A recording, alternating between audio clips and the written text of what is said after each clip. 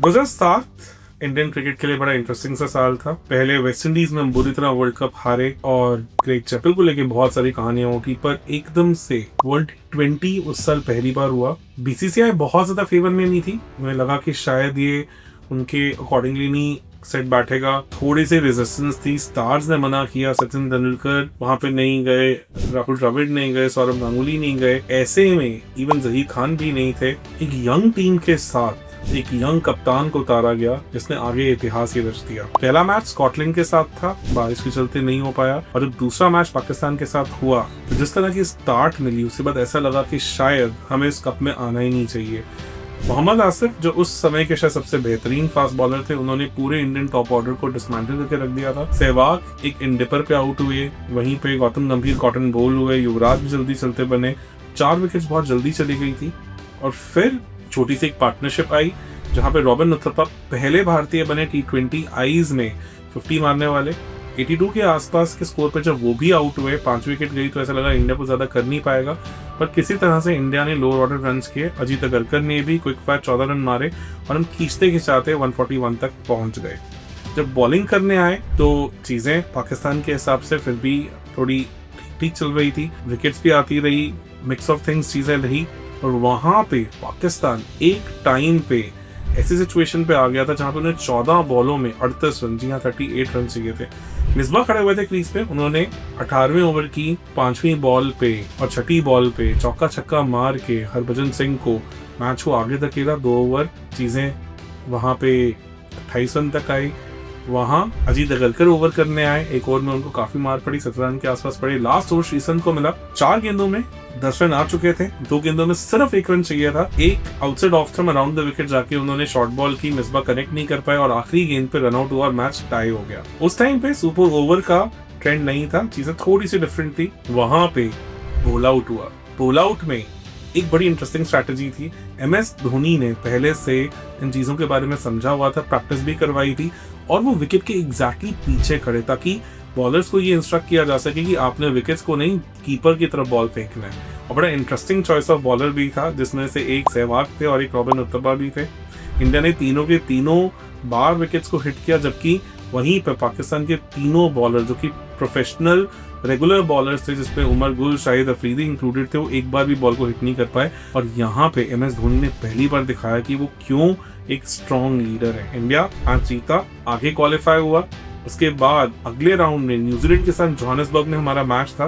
New Zealand 91 for 5 हो गया था, रील कर रहा था, और वहां पे क्रेग मैकमिलन जो कि हमेशा से इंडिया के अच्छा स्कोर करते हैं, उन्होंने जेकब बोरम के साथ मिलके 5 ओवरों में 73 की पार्टनरशिप की। काफी तगड़ी फायरिंग आई वहां पे। उससे पहले इवन ब्रेंडन मैकलम ने भी एक तेज दरार 45 रन मारे थे, बट ये पार्टनरशिप ऐसी थी जिसने मैच को इंडिया के थोड़ा सा बियॉन्ड कर दिया था। 24 गेंदों में 43 रन आए क्रेग मैकमिलन से, और सिर्फ 15 बॉलों में 35 रन आए वहां पे जेकब बोरम के। जब जेकब बोरम आउट हुए तो उसके बाद डेनियल विटोरी आए, उन्होंने भी 5 बॉल 15 मार के 190 के स्कोर तक वहां पे न्यूजीलैंड को पहुंचाया। उस एरा में काफी बड़ा स्कोर होता था। इंडिया बैट करने आया, पावर प्ले में इंडिया ने धुआंधार बल्लेबाजी की, और जस्ट पावर प्ले खत्म होने से पहले इंडिया की पहली विकेट गई। 78-79 की पावर प्ले की हमारी एक स्टार्ट मिल गई थी। उसके बाद लग रहा था कि इस मैच को बहुत आसानी से जीत जाएंगे। वहां पे डेनियल विटोरी के प्लान्स कुछ अलग थे, वो इंडियन मिडिल ऑर्डर के थ्रू निकल गए, 20 रन देके 4 विकेट थे 4 ओवरों में, और एंड में श्रीशांत के 10 बॉल 19 के बदौलत भी हम इस टोटल को चेज नहीं कर पाए, 10 रन से हार गए। और क्लियरली जो ICC ट्रॉफीज में होता है कि न्यूजीलैंड हमेशा हमारी पोगी टीम बन के आती है, वही यहाँ पे भी साबित हुआ। उसके बाद काफिला हमारा डरबन गया। डरबन में मैच था इंग्लैंड के अगेंस्ट, इंडिया बैटिंग करने आई और फिर से दोनों ओपनर्स ने बहुत तगड़ी स्टार्ट दी। 15वें ओवर तक 136 रन हो गए थे और एक भी विकेट आउट नहीं हुई थी, और वहां पे एकदम से एक मिनी कोलैप्स हुआ, दोनों ओपनर्स आउट हुए, रॉबिन उथप्पा भी ज्यादा नहीं कर पाए, और 17 ओवर तक हम 155 for 3 तक पहुंच गए। फिर कुछ ऐसा हुआ जो इंडियन क्रिकेट हिस्ट्री में हमेशा के लिए यादगार बन के रह गया। वहां पे बैटिंग करने आए युवराज सिंह, और फ्लिंटॉक के साथ की थोड़ी सी झड़प हुई और उसका खामियाजा भुगतना पड़ा एक यंग स्टुअर्ट ब्रॉड को। उनकी एक ओवर में 6 छक्के पड़े, जी हाँ 6 छक्के, और उसने लगता है कि जैसे T20 क्रिकेट का इंडिया की तरफ एक अलग ही तरफ से रुख मोड़ दिया और इंडिया में उसका एक अलग क्रेज क्रिएट कर दिया। इंडिया ने एक अबव पार टोटल 218 रन मारे और उन 218 रनों का पीछा करते हुए इंग्लैंड लगा कि कभी भी मैच में खाई नहीं। एंड में कुछ रन आए और खींच खिंचा के 200 तक पहुंचकर दिखा कि शायद 18 रन से मैच आ रहे हैं। तो जिन लोगों ने वो मैच देखा है वो क्लियरली ये जानते हैं कि इंग्लैंड कभी भी ऐसा नहीं लग रहा था कि उस मैच में चेज में था। डरबन में हमारा अगला मैच था साउथ अफ्रीका अगेंस्ट, बॉल थोड़ी लहरा रही थी, फिर से हमारा इनिशियल कोलैप्स हुआ। 31 पे हम 0 विकेट पे थे, उसके बाद 33 पे 3 हो गए, दोनों ओपनर्स के, और दिनेश कार्तिक भी पहली बॉल पे डक हुए वहां पे। उसके बाद जब 61 पर 4 पे रॉबिन उत्तपा भी चलते बने तो ऐसा लगा कि इंडिया इस मैच को शायद एक बिलो पार टोटल के साथ फिनिश करेगा। वहां पे T20 आईज में पहली बार बैट करने आए रोहित शर्मा ने कुछ और ही ठान रखा था। उन्होंने बहुत प्यारा 50 किया और MS धोनी के साथ एक शानदार पार्टनरशिप जो कि 45 रन मार के गए उस मैच में, और इंडिया ने 153 का एक टोटल किया और बड़ा टोटल नहीं था। और साउथ अफ्रीका का रन रेट के हिसाब से क्वालिफाई करने के लिए उन्हें सिर्फ 125 रन मारने थे, पर इंडियन बॉलर सब अलग प्लान था। वहां पे श्रीसंत और RP सिंह ने मिलके पूरी तरह से साउथ अफ्रीका की कमर तोड़ के रख दी। जहां पे श्रीसंत ने AB डिविलियर्स को बहुत प्यारी तरीके से LBW किया, उससे पहले भी अपील हुई थी पर वहां पे एम्पायर ने आउट नहीं दिया, पर उन्होंने फिर भी हिम्मत नहीं हारी और पहले उन्होंने पंजा वाइड का देने के बाद भी ये करके दिखाया। और वहीं पे RP सिंह ने 4 ओवर 13 रन और 4 विकेट्स लिए, जहां पे स्मिथ का एक आउटसाइड एज और दिनेश कार्तिक का फ्लाइंग कैच एक मेमोरी बन के रह गया था इस वर्ल्ड कप का। ऐसा लगता था कि यंग टीम कुछ और ही करने उतरी है। 31 से 5 था साउथ अफ्रीका, थोड़ा बहुत वहां पे पार्टनरशिप आई बाउंसर से और AB मॉर्कल से, पर इंडियन पेसर्स का कुछ और ही प्लान था और 116 के टोटल तक ही साउथ अफ्रीका जा पाई और सेमीफाइनल के लिए क्वालिफाई ही नहीं कर पाई। डरबन की वो शानदार जीत के चलते इंडिया सेमीफाइनल में पहुंची। 4 टीमें थी जो सेमीफाइनल में आई थी, इंडिया, ऑस्ट्रेलिया, पाकिस्तान और न्यूजीलैंड। पाकिस्तान बहुत आसानी से न्यूजीलैंड को हरा के फाइनल में पहुंच गई, पर इंडिया की टक्कर एक ऐसी टीम के साथ थी जो उस एरा की एक इनविंसिबल टीम थी, जी हाँ, ऑस्ट्रेलिया। और हमें पता है हमने जब भी वर्ल्ड कप में अच्छा किया हमने हमेशा ऑस्ट्रेलिया को कहीं ना कहीं हराया। आप चैंपियंस ट्रॉफी 2000 की भी बात करें तो वहां भी ऑस्ट्रेलिया को हराना हमारे इंपॉर्टेंट था। नो डाउट फाइनल में हम हारे। 2003 में भी हमारे लिए सबसे बड़ा जो नासूर बना वो ऑस्ट्रेलिया ही बना। 2011 वर्ल्ड कप में भी हमें पता है कि हम ऑस्ट्रेलिया को हरा के ही आगे निकले। 2024 में भी वैसा से कुछ हुआ। वुमेन क्रिकेट में भी हमने देखा है कि ऑस्ट्रेलिया हमारे लिए सबसे बड़ी प्रॉब्लम रही है और इवन 23 में भी फाइनल हम ऑस्ट्रेलिया से ही हारे। तो ऐसे में एक बड़ा मैच था और सहवाग मैच के दौरान अपनी हैमस्ट्रिंग से इंजर्ड हुए, जल्दी आउट भी हुए और 8 ओवरों में 41 पे जब दूसरी विकेट गौतम गंभीर की गई तो लगा कि इंडिया एक बिलो पार टोटल पे यहाँ पे फंस के रह जाएगा। वहां पे युवराज सिंह को ऑस्ट्रेलिया ने थोड़ी सी तीली लगाई और बोला था कि जिस तरह से उन्होंने इंग्लैंड को रन मारे थे उस तरह से ऑस्ट्रेलिया उन्हें रन मारने देगी, बाउंसर्स देगी 150 की बॉलों पे, और जिन्हें युवराज ऐसे नहीं मार पाएंगे। उससे पिछला साउथ अफ्रीका अगेंस्ट जो मैच था वहाँ युवराज फिट नहीं थे, इससे नहीं खेल पाए थे, तो इंजरी से वापस आए थे और उन्होंने जिस तरह से ब्रेटली को फ्लिक का छक्का मारा जो 119 मीटर तक गया, उसने एक तरह से ये डिक्लेयर कर दिया कि उस दिन इंडिया के प्लान्स अलग हैं। 84 रन की पार्टनरशिप है रॉबिन उत्तपा और युवराज के बीच में। युवराज के 30 बॉल 70 शायद नॉकआउट मैचेस में वर्ल्ड कप में इंडिया की सबसे बेहतरीन इनिंग्स में से एक। मुझे लगता है हरमनप्रीत कौर की 2017 सेमीफाइनल की इनिंग्स ही सिर्फ उसे एक्लिप्स कर सकती है, अदरवाइज इस तरह की इनिंग्स हमने शायद कभी नहीं देखी। इतने हाई प्रेशर मैच में इस तरह की मार उन्होंने दी ऑस्ट्रेलिया को और इंडिया 188 के टोटल तक स्कोर ले गया। ऑस्ट्रेलिया अलग तरह की टीम है, बैटिंग करने आई। श्रीसंत का उस दिन अलग ही गेम चल रहा था, उन्होंने पहले गिलक्रिस्ट को बोल्ड करके वापस भेजा, फिर ब्रैड हॉग भी जब आउट हुए वहां पे इरफान पठान की बॉल पे 69 for 2 हुआ, तो ऐसा लगा कि यहाँ पे इंडिया थोड़ा सा मैच में ग्रिप बना सकता है।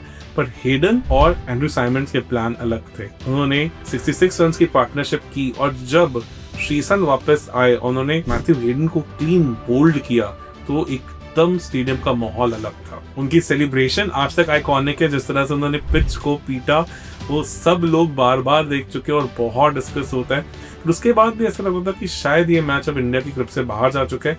वहां पे इरफान पठान ने एक बहुत ही शानदार लेग कटर के साथ एंड्रू साइमंड्स को बोल्ड किया, जो कट करने गया उनका ऑप्शन बाहर आया और उसके बाद जब लगा कि अभी भी ऑस्ट्रेलिया मैच में बना हुआ है, वहां पे माइकल क्लार्क को यॉर्क किया हरभजन ने। आगे बढ़ने की कोशिश थी और यॉर्कर बना लिया अपने आप पर, बोल्ड हुए और उसके बाद ऑस्ट्रेलिया वहां से उभर ही नहीं पाया। आखिरी 4 गेंदों में रफी 22 रन चाहिए थे। वहां पे जोगिंदर शर्मा की बॉल पे आउटफील्ड में बहुत अच्छा कैच पकड़ा युवराज ने और फिर एक और विकेट ली और उसके साथ 173 फॉर 7 तक ही ऑस्ट्रेलिया पहुंच पाई। 15 रन से हम ऑस्ट्रेलिया से जीते। उस एरा के ऑस्ट्रेलिया को हराना एक अलग कहानी थी और फाइनल में हम एक अलग जुनून से उतरे। फाइनल जोहान्सबर्ग में बुलरिंग में खेला जाना था, एक आइकॉनिक स्टेडियम। 2003 में हम उसी स्टेडियम में रौंदे गए थे ऑस्ट्रेलिया द्वारा, पर हम पहले बैटिंग करने आए और एक थोड़ी सी निराशा भरी वहाँ पे न्यूज थी कि सहवाग इंजरी के चलते उस मैच का पार्ट नहीं बन पाए थे। बड़ी इंटरेस्टिंग स्टोरी है कि यूसुफ पठान इरफान पठान के पास जाते हैं कि भाई आज का मैच मैं खेल रहा हूँ, ये बोला तो इरफान खुश हो जाते हैं कि दोनों भाई मिलकर आज फाइनल जितवाएंगे। तो कहा कि वो तो ठीक है, पर मैंने इतनी लेग्स की एक्सरसाइज कर ली कि मेरी लातें नहीं चल रही है, तो मैं करूँ क्या। ऐसे में उन्हें ओपन करने का मौका मिला और पहले ओवर में उन्होंने मोहम्मद आसिफ को सामने का छक्का मार के एक स्टेटमेंट दिया कि जो पिछले मैच में मोहम्मद आसिफ ने किया उनको मैच दोबारा नहीं ऐसा करने देंगे। ज्यादा कुछ नहीं कर पाए, 8 बॉल 15 पर उन्होंने एक स्टार्ट दे दी और वहां गौतम गंभीर का भी एक अलग प्लान था, अलग उनकी सोच थी। उन्होंने 54 बॉल्स में शानदार 75 रन स्कोर किया। उनके आसपास बाकी छोटे मोटे कैमियोज आए पर ज्यादा रन कुछ नहीं आ पाए। रॉबिन उथप्पा 11 बॉलों में सिर्फ 8 मार पाए, युवराज 19 बॉल में सिर्फ 14 मार पाए और MS धोनी भी 10 बॉल में 6 मार पाए। और एंड में एक बैटर जिसने इस मैच को एक विनिंग टोटल की तरफ पहुंचाया वो थे रोहित शर्मा। 16 बॉल 30 और उनके इस इनिंग को हम भूल जाते हैं, इंडिया खींच के टोटल को 157 तक ले गया। एक टोटल था, मैं नहीं कह सकता हूँ विनिंग टोटल था, वो इस टाइम के पाकिस्तान के पास भर के बैटर थे। पहले ओवर में बड़ा इंटरेस्टिंग सी कहानी हुई, वहां पे MS धोनी ने मोहम्मद हफीज के अगेंस्ट रॉबिन उथप्पा को स्लिप में फर्स्ट स्लिप पे ना खिला के ऑलमोस्ट थोड़ा वाइड सेकंड स्लिप पे कराया। RP सिंह थोड़े कंफ्यूज थे कि ऐसा क्यों किया, तो जब उन्होंने बॉल डाली तो मोहम्मद हफीज जब लेट शॉट खेलने गए तो स्लिप में कैच हुए, तो उन्होंने उस टाइम पे रियलाइज किया कि जो एंगल्स और ये डायरेक्शंस की जितनी समझ MS धोनी को शायद इंटरनेशनल क्रिकेट में किसी को भी नहीं है। इमरान नजीर का उस दिन अलग प्लान था, वो 13 बॉल 33 पे जा रहे थे और वहीं पे एक शानदार रन आउट के चलते वो आउट हुए जो रॉबिन उथप्पा ने किया और उसके बाद पाकिस्तान की कमर सी टूट गई। एक के बाद एक विकेट जाता रहा और करते करते वो 77 फॉर 6 तक चले गए, जहां पे 4 ओवर में सिर्फ 16 रन देके इरफान पठान ने 3 विकेट लिए। फिर एक छोटी सी पार्टनरशिप आई, 104 रन तक वो खींच के ले गए किसी तरह से मैच को। लास्ट 4 ओवरों में 54 रन चाहिए थे और लग रहा था कि शायद इंडिया ने इस मैच को सिक्योर कर लिया। वहीं पे हरभजन सिंह के ही ओवर में 3 छक्के मारे मिसबा ने और 19 रन बटोरे उस ओवर से। उससे अगले ओवर में भी श्रीशांत को अच्छी खासी मार पड़ी और 15 रन उस ओवर में आए, तो 34 रन 2 ओवरों में आए और वहां पे सोहेल तनवीर ने भी 2 छक्के मारे और फाइनली जब सोहेल तनवीर आउट हुए तो एक मोमेंटम मिल गया, जैसे लगा कि शायद पाकिस्तान इस मैच को अब भारत की ग्रिप से बाहर निकाल के ले गया। 2 ओवर में 20 रन चाहिए थे, फिर से बॉलिंग करने आए वहां पे RP सिंह जो कि साउथ अफ्रीका वाले मैच के सूत्रधार थे। पहली 5 गेंदें सिर्फ 3 रन और 1 विकेट भी वहां पे उन्होंने निकाला और वहां पे फाइनली इंडिया को लगा कि शायद अब ट्रॉफी हमारे पास आ चुकी है। पाकिस्तान के अभी भी प्लान्स अलग थे। 17 रन चाहिए थे उन्हें 7 गेंदों में और जब उमर गुल के आउट होने के बाद मोहम्मद आसिफ आए तो लगा कि शायद यहाँ मैच खत्म हो सकता है। आखिरी गेंद पे किसी तरह से चौका चला गया, बट शानदार 4 ओवर 26 रन 3 विकेट का स्पेल RP सिंह ने वहाँ पे कंप्लीट किया और इरफान पठान के साथ उन्होंने पाकिस्तान को लिमिट करने में बहुत मेजर रोल प्ले किया। आखिरी ओवर 13 रन रिक्वायर्ड थे, हरभजन का 1 ओवर बचा था, 3 ओवर 37 रन उन्हें पड़े थे, पर उनका कॉन्फिडेंस काफी नीचे था और जिस तरह से मिसबा उन्हें मार रहे थे लग नहीं रहा था कि वो ज्यादा कुछ कर पाएंगे। ऐसे में जोगिंदर शर्मा की तरफ MS धोनी ने रुख किया, बढ़िया ओवर कर रहे थे उस टाइम पे। 3 ओवर में उन्होंने सिर्फ 13 रन लिए थे, बढ़िया गेंदबाजी की थी, पर ये प्रेशर थोड़ा अलग था। पहली बॉल करने गए, वाइड हुई, फिर एक डॉट बॉल आया, उसके बाद सामने की फुल टॉस का छक्का और लगा कि सिर्फ एक ही हिट दूर रह गया पाकिस्तान और यहाँ मैच थोड़ा बदला जाएगा। 4 गेंदें 6 रन चाहिए थे। मिसबा ने सोचा कि फाइन लेग अंदर है और वहां पर श्रीशांत खड़े हैं जो कि बहुत अच्छे अपने फील्डिंग के लिए माने भी नहीं जाते, तो वो एक इनसाइड आउट शॉट से 4 रन मार के इंडिया को बहुत मैसिव प्रेशर में लेके आ सकते हैं। थोड़ा जल्दी पोजीशन में आए, जैसे जोगिंदर शर्मा ने पहले से भांप लिया, उन्होंने चेंज ऑफ पेस किया, बॉल को थोड़ा धीमे किया, जिसके चलते मिसबा उतने अच्छे से बॉल में पावर जनरेट नहीं कर पाया और बॉल ऊपर चला गया और वहां पे श्रीशांत ने कैच पकड़ा और इंडिया 5 रन से इस फाइनल को जीत के ट्रॉफी जीत गया। पूरे देश में खुशी की लहर दौड़ गई थी और उसमें मुंबई में जब उस बस के अंदर एक परेड हुई तो एक आइकॉनिक मोमेंट बना जो इंडियन क्रिकेट को एक अलग मुकाम तक ले गया। उसके चलते आईपीएल को भी बूस्ट मिला, आईपीएल आया और T20 क्रिकेट में इंडियन क्रिकेट का एक बहुत बड़ा बोलबाला बना और जिसके चलते BCCI भी आगे चल के बाकी सभी बोर्ड से बहुत आगे निकला। एक बहुत ही आइकॉनिक टूर्नामेंट और जिसने वर्ल्ड क्रिकेट में एक ऐसा फॉर्मेट दिया जो शायद क्रिकेट के रिवाइवल के लिए बहुत इंपॉर्टेंट था। कोशिश रहेगी बाकी इंपॉर्टेंट वर्ल्ड कप कैंपेन्स को भी हम डिस्कस करें इस सीरीज के साथ। कोशिश करें इस वीडियो को हाइप करने की ताकि हमें और कॉन्फिडेंस मिले और ज्यादा प्रोत्साहन मिले इस तरह की वीडियोस बनाने के लिए। तब के लिए धन्यवाद।